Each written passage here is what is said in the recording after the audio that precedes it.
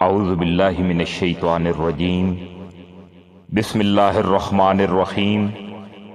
جب وہ پیش آنے والا واقعہ پیش آ جائے گا، یعنی قیامت قائم ہو جائے گی، تو اس کے پیش آنے کو کوئی جھٹلانے والا نہیں ہوگا۔ سامعین کرام، اللہ تبارک و تعالی نے اس سورہ مبارکہ کے اندر قیامت کے دن کی مکمل منظر کشی کی ہے کہ آج تو یہ کافر لوگ اس دن کا انکار کر رہے ہیں، لیکن جب وہ حقیقت ان کی آنکھوں کے سامنے آ جائے گی تو کوئی ذی روح ایسا نہیں ہوگا جو اس حقیقت سے انکار کر سکے۔ وہ ایک تہو بالا کرنے والی چیز ہوگی جب زمین ایک بھونچال کے ساتھ، یعنی ایک زلزلے کے ساتھ جھنجھوڑ دی جائے گی اور پہاڑوں کو پیس کر چورا کر دیا جائے گا، یہاں تک کہ وہ بکھرا ہوا غبار بن کر رہ جائیں گے۔ اور لوگو، تم اس وقت 3 جماعتوں میں بٹ جاؤ گے۔ چنانچہ جو دائیں ہاتھ والے ہیں، کیا کہنا ان دائیں ہاتھ والوں کا؟ یہاں پر ایک بات بہت غور طلب ہے کہ دائیں ہاتھ والوں سے یہاں پہ مراد وہ خوش نصیب، نیک اور مومن لوگ ہیں جن کا نامہ اعمال ان کے دائیں ہاتھ میں دیا جائے گا، جو اس بات کی علامت ہوگی کہ یہ نیک لوگ ہیں، اپنے پروردگار کے فرما بردار لوگ ہیں، کامیاب ہونے والے لوگ ہیں، اور یہی وہ صاحب ایمان ہیں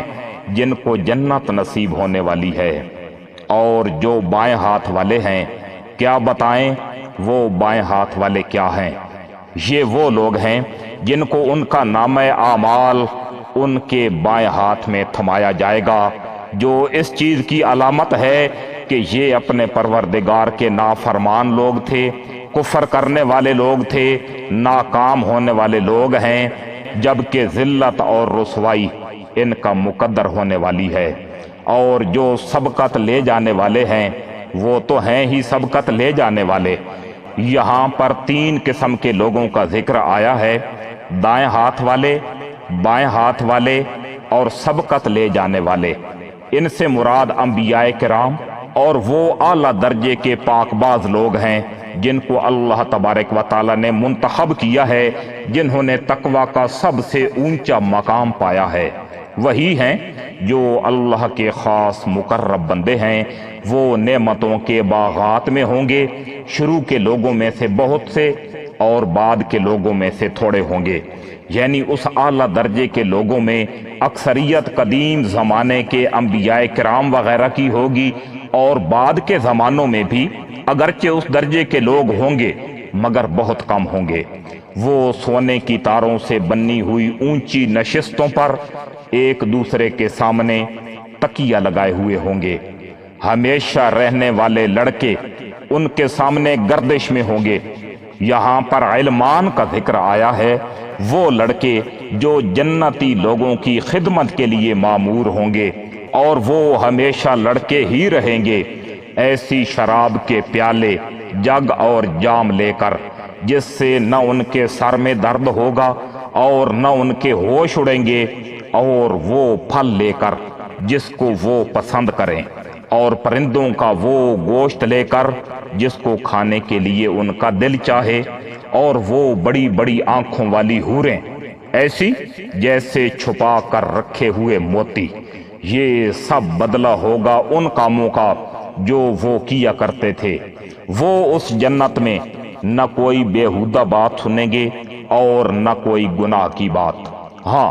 جو بات ہوگی سلامتی ہی سلامتی کی ہوگی۔ اور وہ جو دائیں ہاتھ والے ہوں گے، کیا کہنا ان دائیں ہاتھ والوں کا؟ وہ عیش کریں گے کانٹوں سے پاک بیریوں میں۔ یہاں پر ایک بات سمجھنے کی ہے کہ جنت کے پھلوں کے نام تو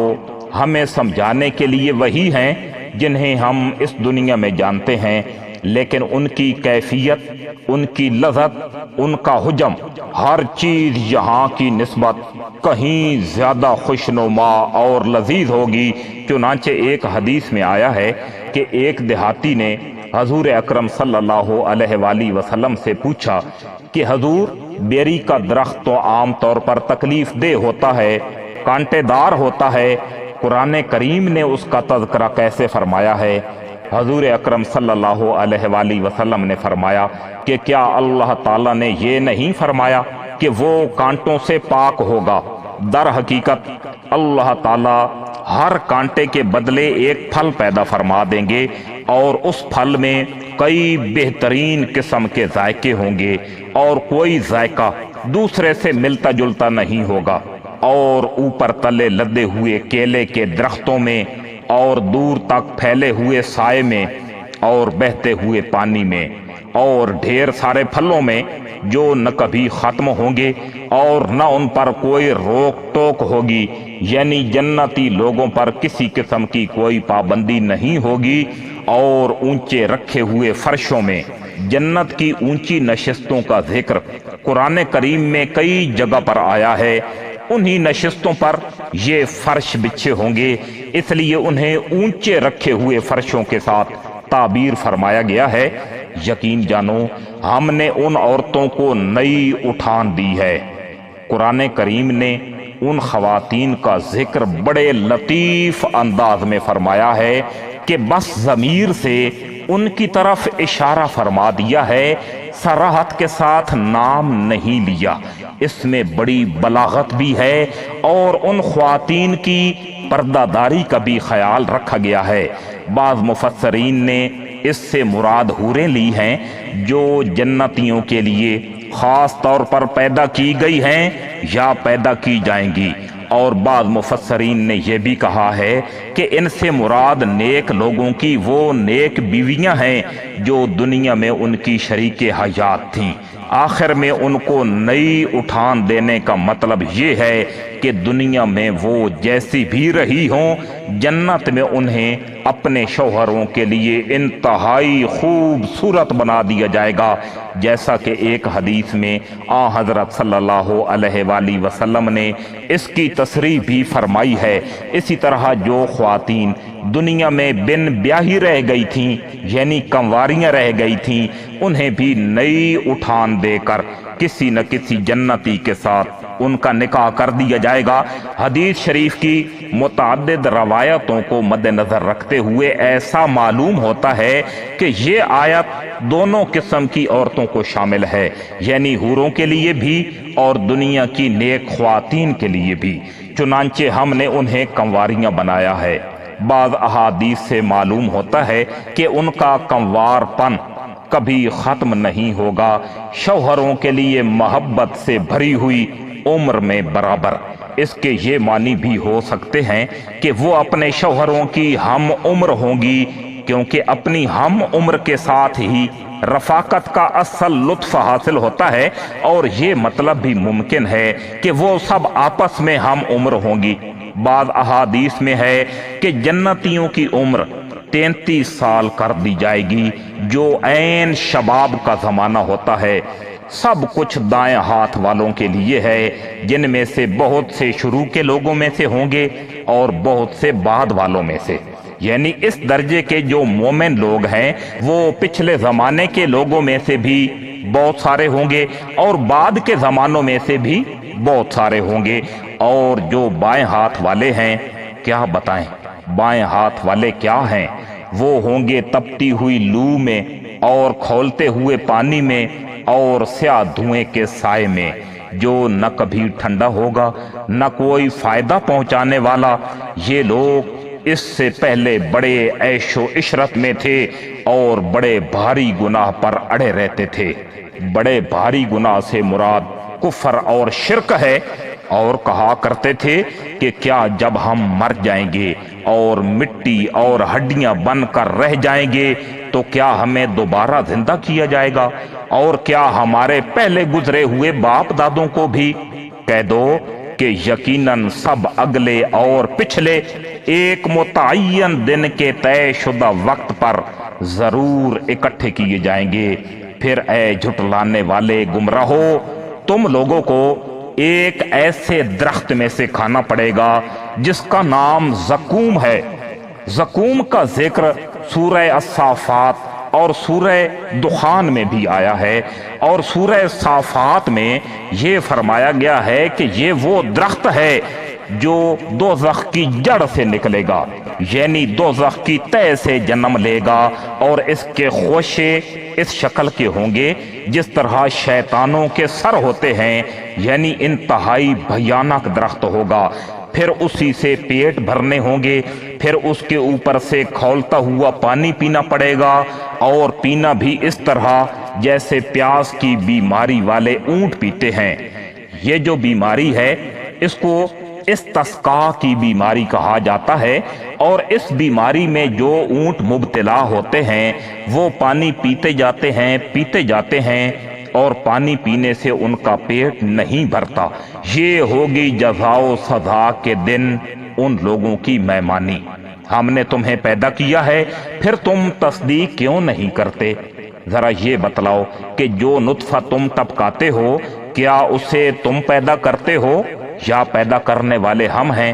اس سے مراد خود نطفے کی تخلیق بھی ہو سکتی ہے کہ اسے پیدا کرنے میں انسان کا کوئی عمل دخل نہیں ہے، اور اس نطفے سے جو بچہ پرورش پاتا ہے اس کی تخلیق بھی مراد ہو سکتی ہے، کیونکہ نطفے کے اس قطرے کو کئی مرحلوں سے گزار کر انسان کی شکل دے دینا، اس میں جان ڈالنا، پھر اس سے دیکھنے کی اور سننے کی اور سمجھنے کی طاقت عطا فرمانا سوائے اللہ تبارک و تعالیٰ کے اور کون کر سکتا ہے؟ ہم نے ہی تمہارے درمیان موت کے فیصلے کر رکھے ہیں، اور کوئی نہیں ہے جو ہمیں اس بات سے عاجز کر سکے کہ ہم تمہاری جگہ تم جیسے اور لوگ لے آئیں اور تمہیں پھر سے کسی ایسی حالت میں پیدا کر دیں جسے تم نہیں جانتے۔ یہاں یہ بتایا جا رہا ہے کہ جس طرح انسان کی تخلیق اللہ تبارک و تعالی ہی کا کام ہے، اسی طرح اسے موت دینا بھی اسی کا کام ہے، اور اس کے بعد اس کو کسی بھی ایسی صورت میں دوبارہ پیدا کر دینا یہ بھی اللہ تبارک و تعالی کی قدرت ہے جس سے اس کو کوئی عاجز نہیں کر سکتا۔ اور قرآن کریم کے اندر اس ضمن میں اللہ تبارک و تعالی نے کئی جگہوں پر یہ ذکر فرمایا ہے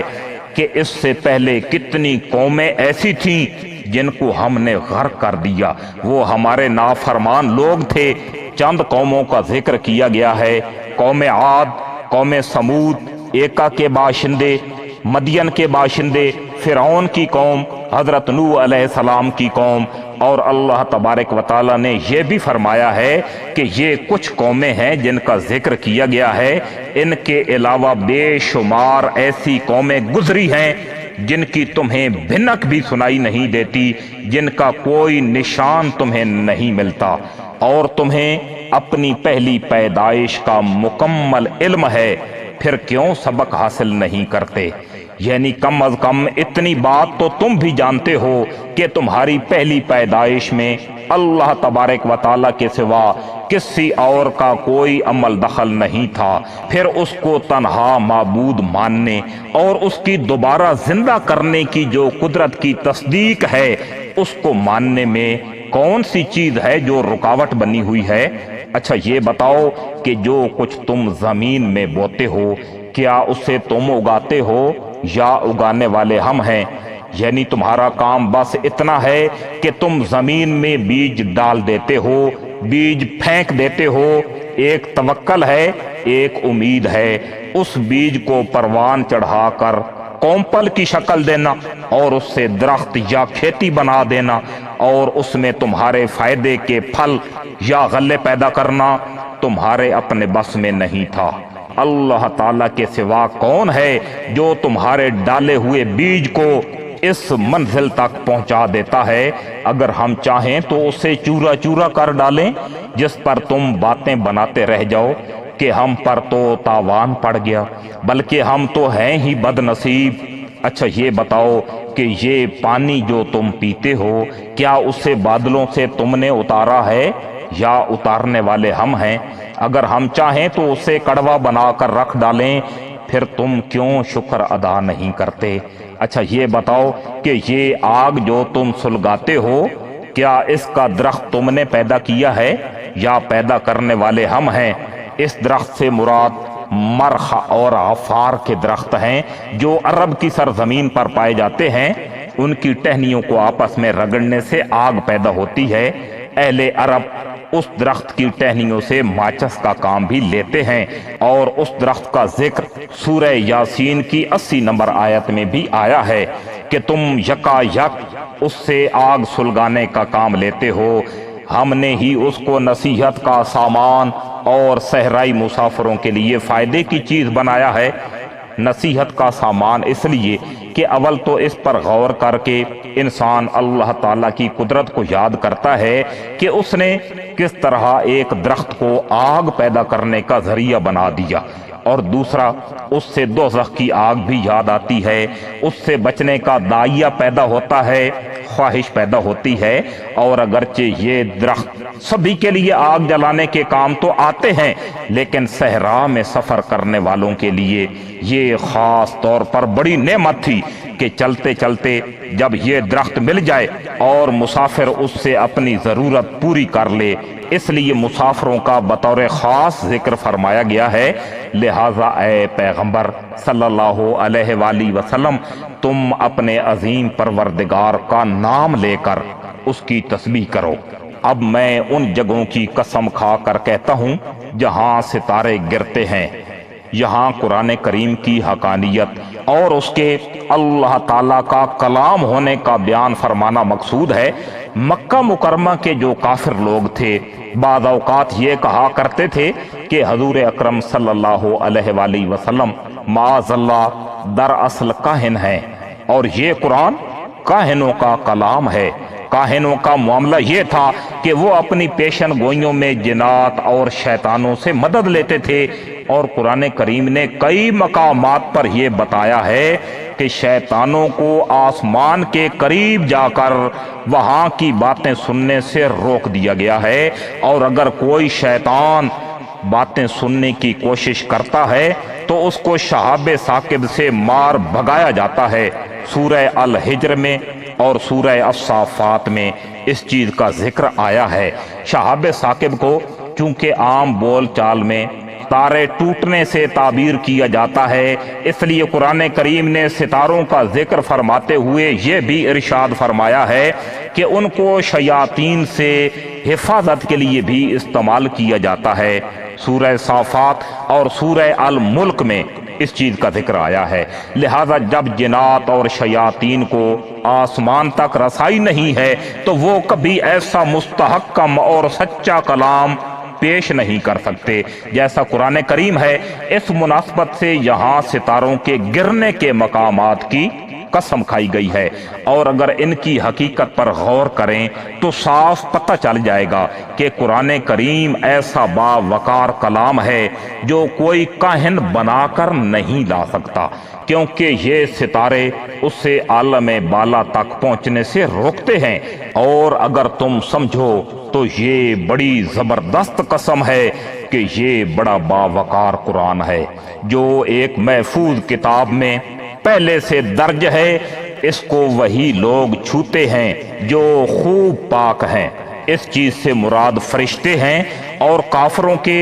اس اشکال کا جواب دیا جا رہا ہے کہ جب وہ کہتے تھے کہ ہم یہ کیسے یقین کر لیں کہ اللہ تعالیٰ کا یہ کلام کسی کمی یا زیادتی کے بغیر اپنی اصلی حالت میں ہم تک پہنچ رہا ہے، اور کسی شیطان وغیرہ نے اس میں کوئی تصرف نہیں کیا۔ اس کا یہ جواب دیا گیا ہے کہ قرآن کریم لوح محفوظ میں درج ہے، اور اسے پاک فرشتوں کے سوا کوئی اور چھو بھی نہیں سکتا۔ اگرچہ یہاں خوب پاک سے مراد فرشتے ہیں، لیکن اس میں ایک اشارہ اس طرف بھی معلوم ہوتا ہے کہ جس طرح عالم بالا میں پاک فرشتے ہی اسے چھوتے ہیں، اسی طرح دنیا میں بھی انہی لوگوں کو چھونا چاہیے جو پاک حالت میں ہوں۔ چنانچہ احادیث میں قرآن کریم کو بغیر وضو کے چھونے سے ممانعت آئی ہے۔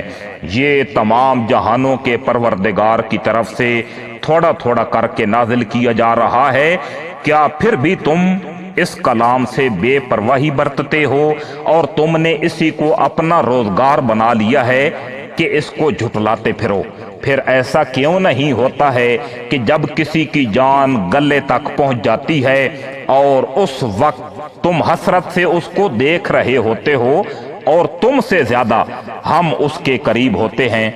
مگر تمہیں نظر نہیں آتا۔ اگر تمہارا حساب کتاب ہونے والا نہیں ہے تو ایسا کیوں نہیں ہوتا کہ تم اس جان کو واپس لے آؤ؟ اگر تم سچے ہو، کافر لوگ قرآن کریم پر ایمان لانے سے جو انکار کرتے تھے اس کا ایک بڑا حصہ ان کا یہ دعویٰ تھا کہ ہم مرنے کے بعد دوبارہ زندہ نہیں ہوں گے، جیسا کہ اسی سورت کی آیت نمبر 45 میں بیان ہو چکا ہے۔ اللہ تبارک و تعالی اب اس طرف توجہ دلا رہے ہیں کہ اتنی بات تو تم بھی مانتے ہو کہ اس دنیا میں جو کوئی آتا ہے ایک نہ ایک دن اسے موت ضرور آتی ہے، اور ایسی حالت میں آتی ہے کہ اس کے عزیز اقاربین اور رشتہ دار، دوست احباب اور اس کے معالج ہر قسم کے جتن کر رہے ہوتے ہیں کہ کسی طرح وہ موت سے بچ جائے، لیکن موت اس طرح آ جاتی ہے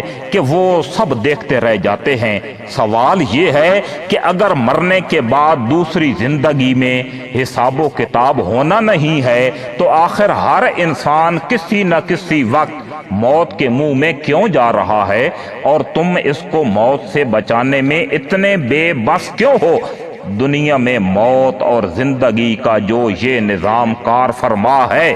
وہ بذات خود اس بات کی دلیل ہے کہ موت اور زندگی کے مالک نے یہ کائنات اس مقصد کے لیے پیدا کی ہے کہ انسان کو عمر بھر کی مہلت دے کر آخر میں اس سے حساب کتاب لیا جائے گا کہ اس نے اس مہلت سے کیا فائدہ اٹھایا تھا۔ پھر اگر وہ مرنے والا اللہ کے مقرب بندوں میں سے ہوا تو اس کے لیے آرام ہی آرام ہے، خوشبو ہی خوشبو ہے، اور نعمتوں سے بھرے ہوئے باغات ہیں۔ اور اگر وہ دائیں ہاتھ والوں میں سے ہوا تو اس سے کہا جائے گا کہ تمہارے لیے سلامتی ہی سلامتی ہے کہ تم دائیں ہاتھ والوں میں سے ہو۔ اور اگر وہ ان گمراہوں میں سے ہوا جو حق کو جھٹلانے والے تھے تو اس کے لیے کھولتے ہوئے پانی کی مہمانی ہے اور دوزخ کا داخلہ ہے۔ اس میں کوئی شک نہیں کہ بالکل صحیح معنی میں یہی یقینی بات ہے۔